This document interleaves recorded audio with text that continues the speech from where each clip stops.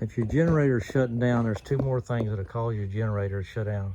I know these things are intimidating looking to work on, but they're not. It's almost like working on a lawnmower. It's pretty easy.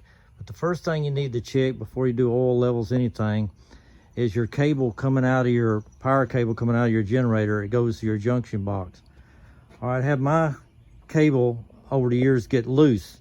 I had the two blacks go together and two whites go together. I make sure 240, but one of my blacks wires had nearly come out. It was so loose, and when my air conditioner would kick on, it would have a voltage drop and it would shut my motor off every time. I never figured that out, but I found that, I fixed it, stopped that problem.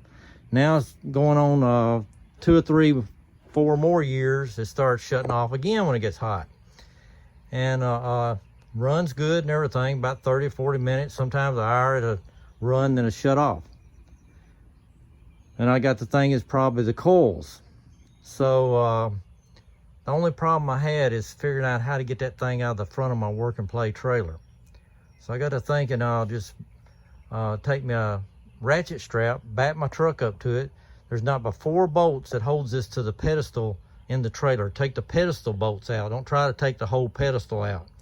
I backed up to it, moved my trailer up to where it was level with my tailgate, took my ratchet strap, took it to my gooseneck ball, ratcheted it right on the tailgate, and it's a perfect place to work on it. And all it is that holds this generator to this bottom frame here is 2 Torx head bolts. One, I should have took a picture of it before I put all this back together. You just take, it's 1, 2, 3, 4 bolts or so. You just take all this off and you can see it. It looks like this one back here. Here's the back one right there.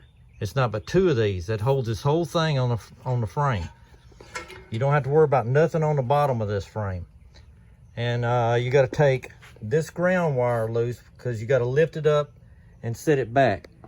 When you get all that loose, get somebody to help you, which I didn't have nobody to help me. Just lay it on its side and exposes everything. You'll see your air housing and everything, black housing. Just take that off and exposes your flywheel and your coils. Mine were rusted up so bad, when it would get hot, everything it span, and that rust would touch each other and short my coil out, and my engine would shut off. So what I done, and I got step-by-step pictures I'll show you, is Onan should have done this. They knew it'd last about 4 or 5 years. People started having trouble, and you had to take them to the dealer, and it probably cost thousands of dollars to have this done. And it cost me, when I had it apart, I went ahead and got a new belt tensioner and a new belt for my fan and 2 new coils, and all of it together was probably under, and new exhaust gaskets and everything was under $300. And I took my flywheel off, painted it, and I even took clear enamel and painted my coils so they wouldn't rust. And I cleaned on the flywheel, the pickup on it, I cleaned it and put it, coated it with clear enamel, so it won't never rust again. So this probably lasts forever. And but it's all back together. It's firing. I spun it over. It's firing good and everything. I just got to put it back in the trailer.